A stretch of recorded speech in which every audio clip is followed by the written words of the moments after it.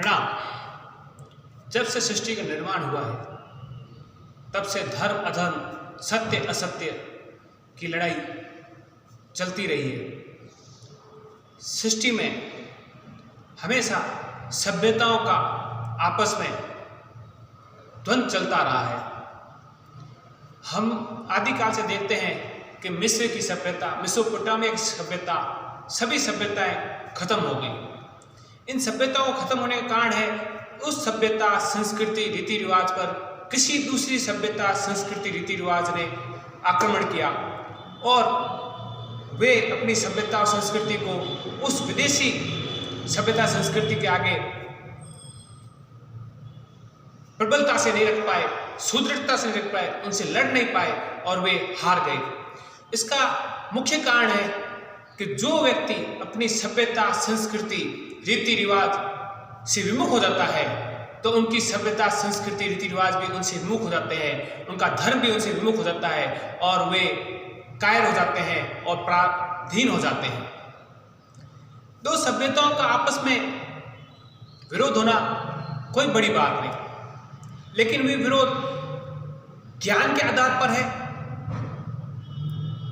तर्क के आधार पर है, विज्ञान के आधार पर है, तो वे विरोध नहीं कहा जा सकता। वे विकास के लिए, आगे बढ़ने के लिए एक स्वच्छ प्रतियोगिता कही जा सकती है। लेकिन दो सभ्यताओं और संस्कृति का विरोध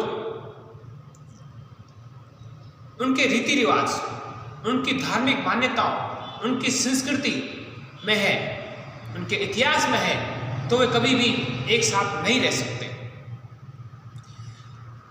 एक सभ्यता अपने की मान्यता है कि वे गाय को अपनी माता मानते हैं, तो दूसरी सभ्यता उसी गाय को खाते हैं और उसे गाय को खाना अपना धर्म मानते हैं। तो वे दो सभ्यताएं, संस्कृति कभी भाईचारे की ओर नहीं बढ़ सकती। उनमें द्वेष, ईर्ष्या, विरोध रहना स्वाभाविक है। आप किसी सभ्यता संस्कृति को दूसरी सभ्यता संस्कृति के साथ बिना किसी लगाव के नहीं जोड़ सकते। केवल भाईचारे के नारे देने से कभी भी दो सभ्यता संस्कृति एक नहीं हो सकती, जबकि उनमें जमीन आसमान का अंतर है। इसके लिए चाहे आप कितने भी प्रयास कर लें, वे प्रयास खोखले ही होंगे, वे प्रयास भाईचारे के नारों में ही होंगे, लेकिन धरातल पर वे एक हो ही नहीं सकते। वे दो सभ्यताएं, संस्कृति, रीति रिवाज जिनमें जमीन आसमान का अंतर है, वे कभी भी भाईचारे एक साथ रह नहीं सकते। इसका इतिहास साक्षी है। कई देश इस सभ्यता संस्कृति के आपस में दो सभ्यताओं के विरोध के कारण या तो एक सभ्यता संस्कृति उस देश से मिट गई या उसका पलायन हुआ।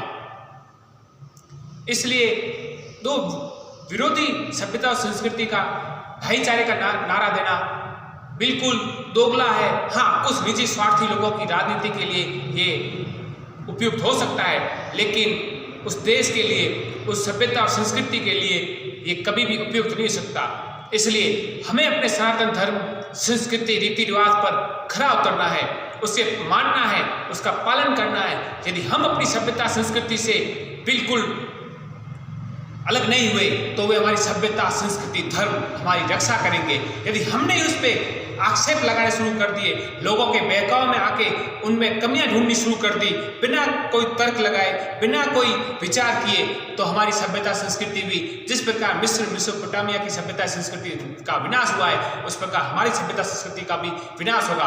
हमें किसी सभ्यता और संस्कृति का विरोध नहीं करना, हमें तो बस अपनी सभ्यता, संस्कृति, रीति रिवाजों पर अडिग रहना है। और जो अपनी सभ्यता, संस्कृति और धर्म पर अडिग रहता है उसका नाश कभी नहीं होता, क्योंकि धर्म रक्षते, धर्म ही हमारी रक्षा करेगा। बस हमें अपने धर्म पर चलना है। जय हिंद।